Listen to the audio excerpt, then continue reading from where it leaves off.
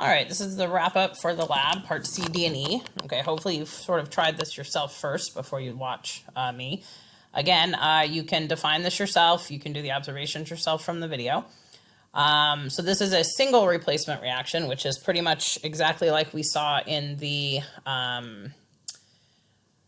nail lab, okay, also with copper 2 chloride. All right, so here's your reaction. You had aluminum solid mixed with the aqueous copper 2 chloride, and that created the solid copper, same goopy copper that we saw in the nail lab, and the aluminum went into the solution with the chlorine, okay? So, which is a LCl3, all right? You would know this because remember, aluminum's a +3, chlorine's a -1, so that's how you know it has to be AlCl3, okay? All right, and then I'll leave that to you to balance it. Okay, this one, if you remember from the video, it got super hot, way hotter than I thought it was going to get actually. So that's exothermic, because remember the thermometer in that solution is measuring the temperature pretty much of the water in that solution, and that's kind of the surroundings, right? Because the water's not really part of the reaction. So that temperature is going to spike quite a bit as those surroundings, the water around it, gets really hot. Okay, and when I put my hand on it, it feels really hot because the reaction is giving off energy to try to come to an equal temperature with the surroundings. That's why it feels hot. Okay, all right, part D was a double replacement reaction. So this is kind of a new one. We're going to study these in a lot more detail later. All right, but this is baking soda and vinegar. Probably sometime in your past science career, you've probably done this. When you feel the outside of this test tube, it actually feels really cold. And you can see that the temperature dropped quite a bit in the video, okay? This reaction's a little more complicated. You probably wouldn't come up with this on your own. But basically, this is the sodium hydrogen carbonate. So remember, this is an ionic compound with sodium is the +1, okay? And this hydrogen carbonate is -1, okay? And that's a solid. And then that's going to mix with the vinegar, which is also called acetic acid, which is H is the +1. And then this is the acetate ion, -1, aqueous. Okay, and then what it's going to form is it forms carbon dioxide. That's the bubbles that you see when you mix vinegar and baking soda.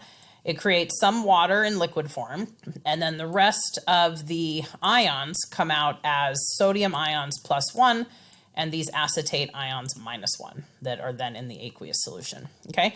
So this one might be a little trickier to balance. I suggest that you maybe keep the ions together, right? So like you'd have Na, HCO3, kind of treat that as one thing.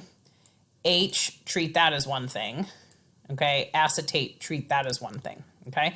That might be a little bit easier. Well, I guess you can't because of this carbon dioxide. No, shoot, that doesn't work for this one. So I guess you're just going to have to do your best and balance it.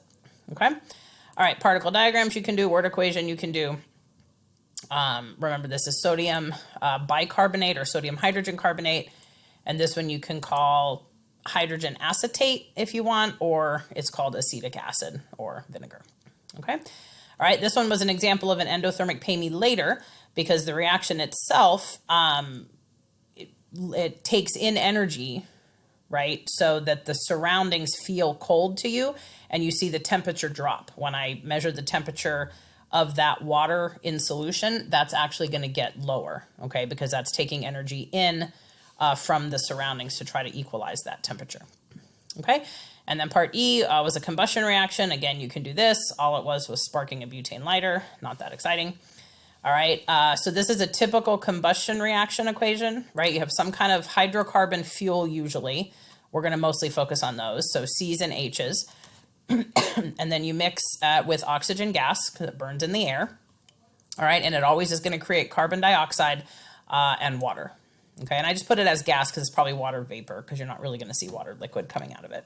Okay, and then you can go ahead and balance it. This might be, I think that even carbons are the ones that are a little tricky to balance, so you're going to have to kind of play around with it, okay? But I trust that you'll be able to figure it out. Oh, this is not right. Oh.